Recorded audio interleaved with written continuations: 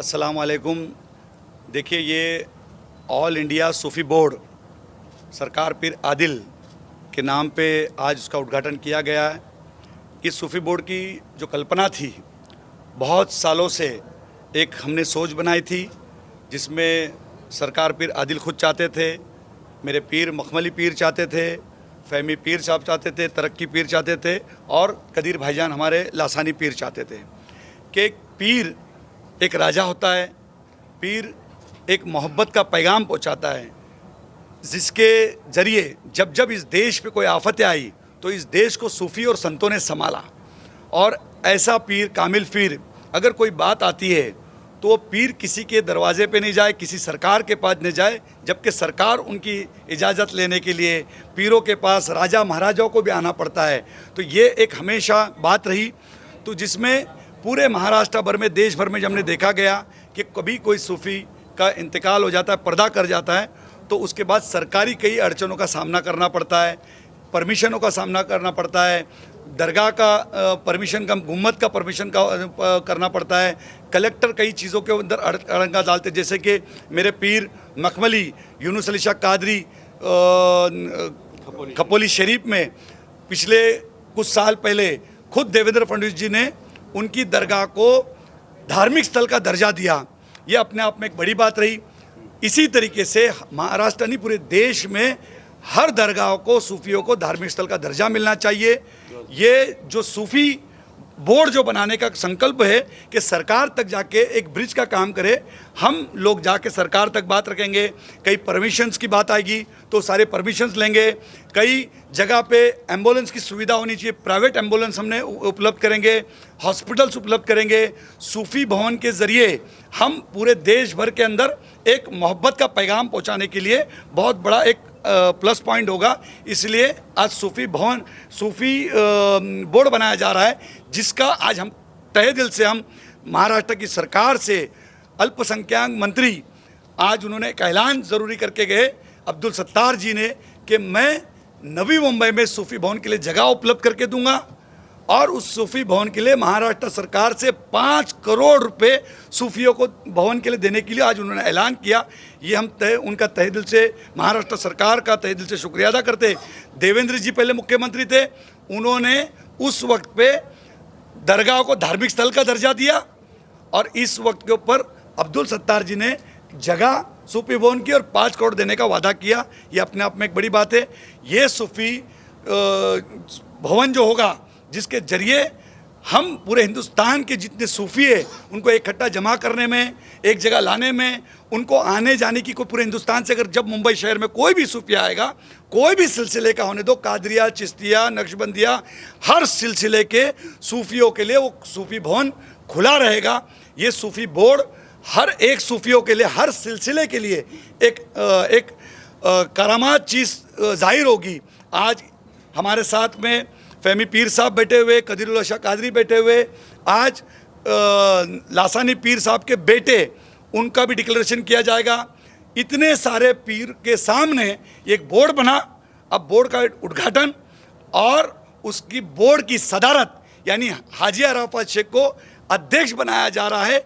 ये मेरे लिए ज़िंदगी में बायसे फ़ख्र की बात है कि इतने सारे सूफियों की जिम्मेदारी आज एक सूफ़ी बोर्ड के ज़रिए दी जा रही है। मैं अल्लाह से दुआ करूँगा, इन सूफियों से खुद दुआ करने के लिए कहूँगा कि अल्लाह मुझे उस काबिल बना, जो जिम्मेदारी इन्होंने दी उसको निभाने वाला मुझे बना दे। और मैं केंद्र सरकार से, राज्य सरकार की जितनी योजना है वो सारी योजना मैं सूफ़ी बोर्ड के माध्यम से हर दरगाहों तक के पहुँचाने में अल्लाह मुझे कामयाबी दे। हर दरगाह तो होती है, तो जैसे अब्दुल सत्तार जी ने कहा कि जो पर्यटक आते हैं दरगाहों पे, मानने वाले आते हैं, हिंदू, मुसलमान, सिख, ईसाई, जो कोई भी उस पीर को चाहने वाला, मानने वाला जो आएगा, तो उनकी ज़रूरत का भी ख्याल रखना बहुत ज़रूरी होता है। औरतें होती है, लेडी टॉयलेट होना चाहिए, जेंट्स टॉयलेट होना चाहिए, बैठने का इंतज़ाम होना चाहिए, खाने का इंतज़ाम होना चाहिए। कव्वालियाँ होती है तो कव्वालियों के लिए उसने वो प्रमाइसेस में जगह होनी चाहिए, आराम का रूम होना चाहिए। वो सारी चीज़ों का इंतज़ाम सूफ़ी बोर्ड के ज़रिए, हर चीज़ सरकार से लेने की जिम्मेदारी सूफ़ी बोर्ड की रहेगी। ये सारी चीज़ें, कई योजना अभी डिक्लेयर करेंगे, वो सारी योजना हम सरकार तक जाके मांगने में अल्लाह हमें कामयाबी देगा। एक वक्त था कि मुसलमानों को कहीं ना कहीं डर था कि जब भाजपा की सरकार आ जाएगी सत्ता में तो मुसलमानों के सारे हकों को छीना जाएगा, पर ऐसा ना होते हुए इसका उलट हो रहा है। जो कोई कल्पना भी नहीं कर सकता था बाबरी मस्जिद की, उसकी भी नींव आपने रखी, सूफी बोर्ड की भी रखी, और इस तरह के कई कार्यक्रम कर रहे हैं। इसके लिए शक्ति कहाँ से आती है, इसके लिए आप ही को कैसे सपोर्ट मिलता है? क्योंकि इससे पहले जितने भी नेता थे इस तरह की हिमाकत नहीं कर पाए, इस तरह की पहल नहीं कर पाए। देखिए, ये शक्ति मेरे बाजू में बैठी है। इतने बड़े बड़े बुजुर्ग, इतने बड़े बड़े पीर आज पूरे हिंदुस्तान के नामी गिरामी, जब जिनका पूरे हिंदुस्तान में डंका बजता है, उनकी दुआओं के बदौलत ये सारी चीज़ हो रही है। जो कुछ हो रहा है मुझे मेरे वालिदैन की दुआ, मेरे पीर की दुआ और इतने सारे पीरों की दुआओं लेकर मैं ये सारी चीज़, अल्लाह मुझे ये सब करने में मुझे कामयाबी दे रहा है। आपको वोट बनने से पहले धन मिल गया, तो बॉडी किस तरह से काम करेगी, किस तरह से पूरे देश भर में इनका दिनों में ये सारी चीज़ें हो जाएंगी? देखिए, ये कितनी बड़ी बात है कि बोर्ड बनने के पहले, बोर्ड का उद्घाटन होने के पहले, डिक्लेरेशन होने के पहले सरकार ने एक बड़ा फैसला लिया और अब्दुल सत्तार जी ने 5 करोड़ रुपए कहा कि मैं 25 तारीख की मीटिंग के हम सबको बुलाकर 5 करोड़ रुपए की निधि देने की बात की। यही एक बड़ी पहल है, ये अपने आप में बड़ी बात है।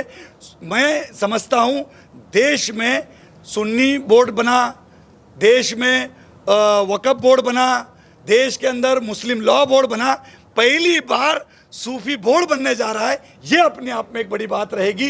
देश में पहली बार इस तरीके की चीज़ हो रही है और उसके अंदर हर कोई सरकार का नुमाइंदा इसमें हमारे साथ खड़ा है, साथ दे रहा है। ये अपने आप में एक बड़ी बात है। किस तरह से होगी इसकी और कब तक डिक्लेयर होगी? पिछले 15 दिन के अंदर सभी बॉडी को डिक्लेरेशन किया जाएगा। पूरे हिंदुस्तान की बॉडी से पहले पूरे महाराष्ट्र, देश की पूरी बॉडी जिसमें अध्यक्ष होंगे, कार्याध्यक्ष होंगे, सर चिटनीस हो गए, उसके बाद पूरे महाराष्ट्र, पूरे देश भर के अंदर वाइस प्रेसिडेंट बनाए जाएंगे। एक हर स्टेट के अंदर एक प्रेसिडेंट बनाया जाएगा। उसकी टाइम्स ऑफ इंडिया, इनकलाब और अब सब टेलीविज़न के माध्यम से पूरी लिस्ट जाहिर की जाएगी कि हर स्टेट का कौन पदाधिकारी है। इसकी तरीके से एक अलग चीज़ नज़र आएगी जिसमें जो भाग सकता है, दौड़ सकता है, जो क्वालिफाइड हो और वो सूफी हो। सबसे बड़ी बात, वो सूफी जो जिसके सर पे ताज हो, ऐसे लोगों को चुना जाएगा और वो जल्द से जल्द आपके सामने उसकी यादी हम डिक्लेयर करेंगे। बोर्ड में आपने लाइब्रेरी की बात करी, किस तरह से वो सूफी भवन बनेगा, वहाँ पे कौन कौन से ऐसे होंगे जो सूफीज़्म को लोगों तक पहुँचाएंगे? देखिए, उसके अंदर एक अद्भुत तरीके, हाईटेक तरीके से हमने सोचा है कि जब सूफी भवन तो बन जाएगा, लेकिन उसके अंदर हाईटेक तरीके से जितने हमारे पीर हैं उनके बयानात उसमें हो गए, जितने हमारे पीर हैं जिन्होंने अपनी अपनी किताबें लिखी है, कलाम लिखे, हर एक चीज़ अवेलेबल होगी कि हमारा सूफ़ी कई सालों से अपनी अपनी तरीके से अपनी अपनी बातें रखते हैं, जो दीन से रिलेटेड, जो शरीयत से रिलेटेड, तरीक़त, हकीकत, मारिफत और इल्म इरफान का राज जिन्होंने लोगों तक बचाया। तो ये दुनिया तक के आने वाले नस्लों को एक बहुत बड़ा इनाम होगा कि जो उस सूफी भवन में जब बच्चा जाएगा तो कॉलेज के अंदर, अगर जो कभी जैसे मंत्रालय के अंदर जाया जाता है कॉलेज के बच्चों को लेके, विधान भवन में लेके जाते, लेकिन ये ऐसा हाईटेक तरीके से सूफी भवन होगा कि हिंदुस्तान के कोने कोने से सारे सूफीज़म का अगर कोई सीखना है, सूफीज़म के बारे में मालूमात लेनी है, तो हर बच्चा वहाँ आकर सूफीज़म की मालूमात ले सकता है। उसको हाईटेक तरीके से हम बनाएंगे और उसमें सारी चीज़ें उधर अवेलेबल होगी ताकि वो जो चाहे, जो कलाम चाहे, जो शायरी चाहे, जो नमाज का तरीका, रुकू में जाने का तरीका, शरीयत क्या बताती है, हकीकत क्या बताती है, तरीक़त क्या बताती है, शरीयत क्या बताती है, इल्म इरफान क्या बताता है, वो सारी चीज़ हाईटेक तरीके से उस बच्चे के लिए होगी। ये हमारी नस्लों को उसका बहुत बड़ा फ़ायदा पहुँचेगा। आपके बगल में कई सूफी बैठे हुए हैं, आप लोगों ने अजय फासिल जी को अध्यक्ष चुना है, आप लोगों ने कौन कौन सी जो जिम्मेदारियां आपको लगता है ये पूरी तरीके से पूरी कर लेंगे? आप कुछ बोल रहे हैं? मैं कुछ बातें बोलना चाहता हूँ आप लोगों के सामने। अध्यक्ष के रूप में कैसे देखते हैं आप लोगों ने अपने प्रेसिडेंट बनाया, देखो, सदर बनाया? हमारे जो है पीर भाई, गुरु भाई, हमारे मखमली हजरत हमारे से सीनियर हैं, तो इनके वालिद मोहतरम को भी उससे खिलाफत थी और हमारे पीर सरकार पीर आदिल बीजापुर रहमतुल्लाह अलैह तो अक़ीदत लेकर के यहाँ तक आई और उन्होंने कुछ बातें रखी, क्योंकि हम लोग तो अपने आप में मगन रहने वाले हैं, क्योंकि हमारा अंदाज़ ऐसा है, लगन मेरी चलन मेरा ज़माने से निराला है, बज़ाहिर में तो अंधेरा है मगर दिल में उजाला है। तो उसके बाद में बोले बाबा आज का ज़माना ऐसा आ रहा है कि हमें कुछ तालीमात जवान बच्चों को देना है। जो वक्त गुज़र गया ख्वाजा साहब के दीवाने हैं या अल्लाह के वलियों के जो हैं होने के बाद में इनकी जो एक दिलचस्पी है और इनमें एक जो बात की एक पावर रखते हैं बात के अंदर, सब डंके के चोट पर बोलना, ये मुझे बहुत पसंद आया इनका। और उस वजह से हमने इनको सदारत के लिए हम लोग बोले, क्योंकि हम लोग ज़्यादा बात करने वाले नहीं, हम लोग चोर लोग हैं। चोर लोग बोले तो ऐसी अल्लाह की बंदगी कर जैसा चोर चोरी करता है, इसलिए इसको हम लोग लगाम लगाते हैं। ज़्यादा बोलेंगे उतनी पकड़ होगी जितना बोलेंगे, लेकिन इन लोगों के पास इनके पास में दोनों चीज़ें हैं, सियासत भी है और दीन भी है और मारिफत भी, बल्कि 3 चीज़ें हैं इनके पास। तो चलता है हमारा पैकेट, हमारी दुआएं हैं इनके साथ में शामिल। इसी वजह से इनको हम सदारत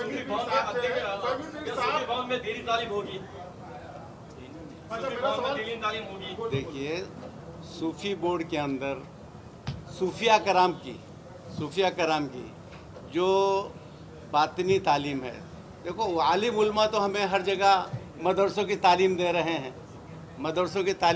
दीन की तालीम दे रहे हैं, शरीयत की तालीम दे रहे हैं, लेकिन अंदर से गौहर नायब कैसे चुन के निकाला जाए, वो कैसा ला जाए। तो हमारे सूफिया कराम में मेरे गरीब नवाज ने, जितने भी सूफिया कराम थे, उन्होंने वो बातिन, वो खानकाही तालीम बोलते हैं, उसके अंदर 9 दरवाजे रहते हैं, 9 दरवाजे बंद रख करके उसके अंदर जो तालीम होती है उसको हम खानका कहते हैं। सूफी साहब, आजकल जो है देश में बहुत ज़्यादा बहस हो रही है, आपको भी उस बारे में पता होगा। इजराइल और हमास को लेके जो फिलिस्तीन के और इस समय इजराइल के बीच में युद्ध चल रहा है।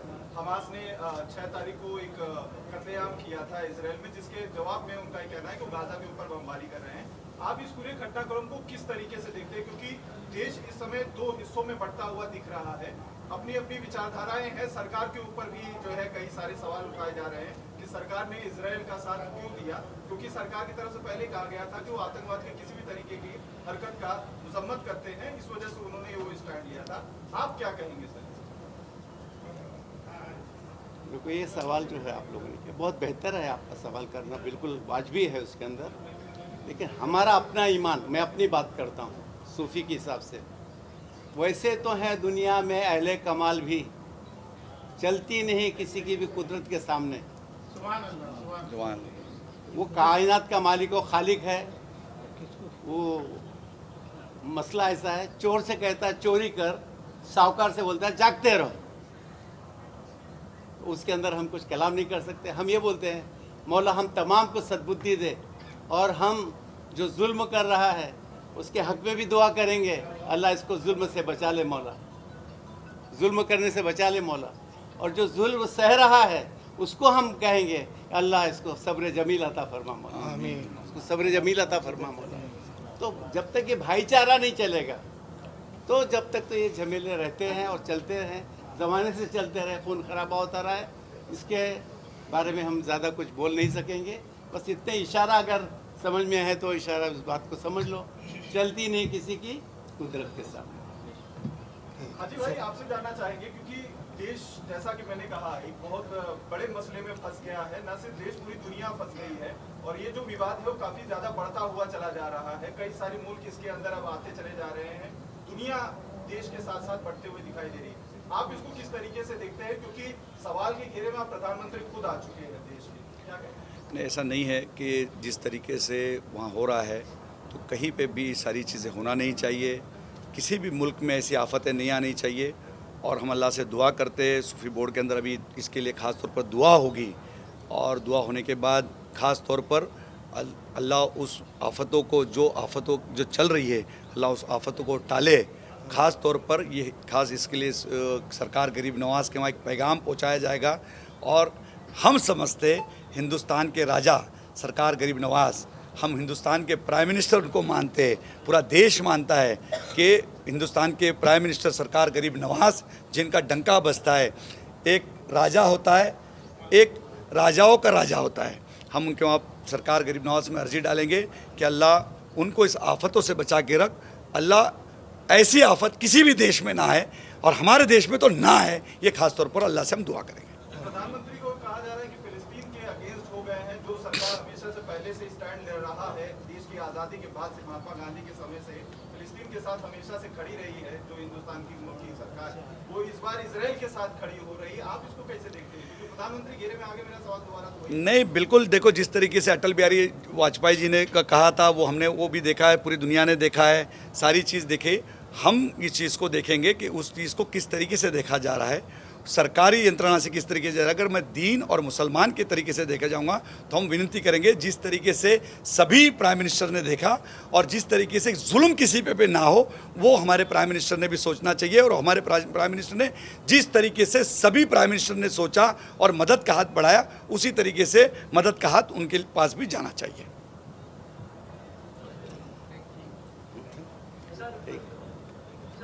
आज इस प्रोग्राम के अंदर अध्यक्ष और कार्याध्यक्ष की डिक्लेयर की जाएगी और उसके बाद 15 दिन में हम प्रेस के माध्यम से पूरे देश के अंदर सूफीज़म की, पूरे हिंदुस्तान के अंदर हमने देखा कि सूफ़ी बोर्ड पहली बार बनने जा रहा है। ये सूफ़ी बोर्ड के और ओरिजिनल जो असल सूफ़ी होते, जो तनाई में रहते, खानकाहों में रहते और खानकाहों में रह के देते, इस सैलाब देते, जो दीन फैलाने का असली तरीका सिखाते, मोहब्बतों का पैगाम पहुँचाते, जो सरकार गरीब नवाज ने हिंदुस्तान में जो सिलसिला चलाया, ये हज़रत अली के घर से आया हुआ खजाना, सरकार गरीब नवाज के घर से आया हुआ खजाना, इस खजाने को पूरे देश भर के अंदर दे के आएंगे। सूफीज़म पहली बार इस तरीके से, मुझे लगता है कि कई सालों के बाद, कई सदियों के बाद पहली बार पीर किसी कैमरे के सामने बैठा होगा। नहीं तो आज तक के कोई पीर किसी कैमरे के सामने नहीं आता, कभी किसी महफिल में नहीं आता, कभी किसी हॉल में प्रोग्राम नहीं होता। ये कार्यक्रम होते दरगाहों पे, ये कार्यक्रम होते खानकाहों में, लेकिन पहली बार हिंदुस्तान में होने जा रहा है। और हर हिंदुस्तान के हर हिस्से से एक नामी गिरामी, जो अपनी एक हज़ारों मुरीद जिनके है पीछे दौड़ते, वो पीर इस महफिल में मुंबई शहर में आया, ये अपने आप में एक बड़ी बात है।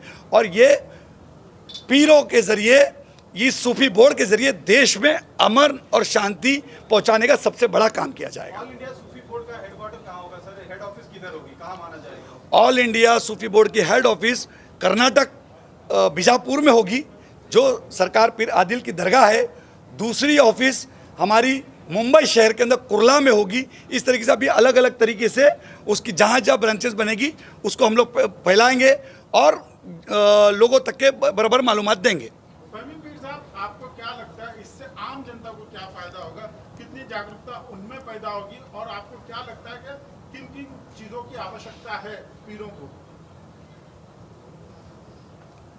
ये रास्ता जो हम लोगों ने चुना है, ये हर आदमी की एक प्यास होती है, अपने आप की खोज करना चाहता है, एक बेचैनी रहती है उसके अंदर, तो वो रास्ता खोजने लगता है। जब इंसान को शिद्दत की प्यास लगती है तो कुएं की तरफ जाता है। अब तो बहुत अच्छा ज़माना आ गया, नल लग गए, घर घर में पानी आ गया है, तो अब बहुत से पीर लोग घरों में पहुंचते हैं। नहीं तो पहले शहरों के बाहर खानका बना लेते थे और जो प्यास रहती थे वो वहाँ पहुँचते थे। पहुँचने के बाद में एक ही चीज़ रहती थी, कौन हूँ, क्या हूँ, इतना बता दे साकी, ये राज मन का है क्या, मन को बता दे साकी। यानी अपने आप की खोज करना, अपने खुदा की खोज करना है। ये एक सूफी अज़म का वाहिद मंशा ऐसा ही था। तो अभी बहुत कम ये तालीम हो गई है और है भी तो सदगुरु बहुत कम है, धर्म गुरु बहुत हैं। फिरकों में बंटने के कारण कई लोगों में जो जागरूकता थी उसकी कमी हो गई थी। आपको लगता है इसके जरिए कहीं ना कहीं उसको जो कामयाबी मिलेगी सूफीज़म को? नहीं मिलेगी। वजह क्या है? हर आदमी समझता है मैं जो चल रहा हूँ रास्ता वो सच्चा रास्ता है, जो रास्ता मैं चल रहा हूँ वो सच्चा रास्ता, वो बिल्कुल सही भी है उसको, लेकिन करता क्या है, खुद चलता नहीं, दूसरे को झुठलाने लगता है, तेरा रास्ता गलत है, तेरा रास्ता गलत। लेकिन तू जो रास्ते से चल रहा है, तू पहुँच के तो देख, सब उसी तरफ आ रहे हैं। एक पहाड़ की चोटी है, सब देखो तो चले आ रहा है, इधर से ये आ रहा है, ये धर्म का आ रहा है, इधर आपका पहुँचेगा वहीं पर मालिक की तरफ। लेकिन वक्त ज़ाया करता है, फिरके क्यों बनते हैं, वो झुटलाते हैं, इसको झुटलाते हैं, उसको हर बात पूरा आलम एक हकीकत है, उसको कौन झुटलाएगा। तो ये कहने का मंशा ऐसा है मेरा कि आलिम अपना काम कर रहा है, मौला जिससे जो काम लेता है वो काम होकर के रहेगा। इतना ही मुख्तसर बोलो। सूफी साहब, एक जो है मेरा सवाल राजनीतिक है, लेकिन इस तरीके का नहीं है कि कोई कंट्रोवर्सी हो। मेरा सीधा सा सवाल ये है, जैसा हाजी अराफात साहब ने बताया कि आप लोग बहुत कम निकलते हैं और आप लोगों से जो लोगों का एक इमोशन होता है वो अलग लेवल का होता है, वीर होते हैं आप लोग जल्दी कैमरे के सामने आते नहीं, लेकिन फिर भी सरकार की कामकाज को लेकर, सरकार के जो है लोगों को लेकर, उनके आउटरीच को लेकर, खासतौर पर जब बात माइनॉरिटीज की आती है, उनके कामों को आप किस तरीके से सरकार के देखते हैं, आपको क्या लगता है? मेरे नज़दीक ऐसा है, कोई भी माइनॉरिटी हो, कोई भी तबके का हो, जब तक वो तालीम हासिल नहीं करता है वो अपनी हकीकत को जान नहीं सकता है। गवर्नमेंट ने हमको क्या सहूलत दिया है, क्या नहीं सहूलत दिया है, वो तालीम के बगैर नहीं हो सकता है।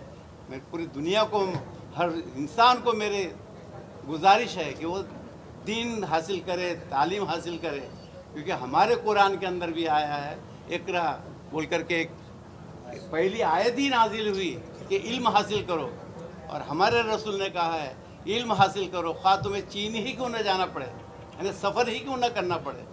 तो यानी दोनों दो इल्म होता है, एक दुनिया को कमाने का है, एक खुद को कमाने के लिए तालीम होता है। तो गवर्नमेंट ने जो कर रही है, जो सियासत लीडर वाले हैं वो अपनी मांग कर रहे हैं, ले रहे हैं, दे रहे हैं। हम भी बहुत दिन तक थे सियासत के अंदर, जब तक 5-5 साल हमने भी उस ज़माने में लाल बावटा जिंदाबाद किया है, समझ में आया। लेकिन कामगार के लिए हमेशा लड़ा हूँ, 5-5 साल की सर्विस छोड़ा हूँ, 1960 से लेकर 65 तक, और 67 से लेकर 71 तक सुपरवाइज़र बन के वहाँ से निकला गारमेंट लाइन के अंदर। लेकिन बाद में मुझे अपनी ही खोज, अपना पता कर रहा हूँ मैं, क्या ये फानी ज़िंदगी को बका कर रहा हूँ मैं। ये बस इससे गुरु की ज़रूरत थी, मुझे सदगुरु मिला। नागपुर गया बाबा ताजुद्दीन के पास, जब मैं गुरु नहीं मिला था, तड़प करके गया, मुझे 2 घंटे में इशारा देके भगा दिए। उसके बाद में मुझे 6 महीने के बाद मेरा पीर कामिल मिला, सरकार पीरादे मिले, और जैसा इंडिया सूफी बोर्ड, सरकार पीर आदिल, हम सभी पीरों के साथ में सामने डिक्लेयर कर रहे हैं, पूरे हिंदुस्तान में ये ऐलान करते, हर सिलसिले को ऐलान करते कि आप लोग आके जुड़िए, ऑल इंडिया सूफी बोर्ड से जुड़िए। इंशाल्लाह ये हाजी अराफात शेख आज इतने सारों पीरों के सामने जिनको ऑल इंडिया सूफी बोर्ड का अध्यक्ष चुना गया, कार्याध्यक्ष हमारे कदीर भाईजान के सज्जादे आदिल नवाज जी को चुना गया। पूरी बॉडी इंशाल्लाह ताला 15 दिन के अंदर बन के पूरे महाराष्ट्र नहीं, पूरे देश के सामने हम रखेंगे, जिसके ज़रिए देश में मोहब्बतों का हम पैगाम पहुंचाएंगे। यही आज डिक्लेरेशन हम करते हैं। इजाज़त है आप लोग? जी, अल्लाहुम्मा सल्ली अला सय्यिदना।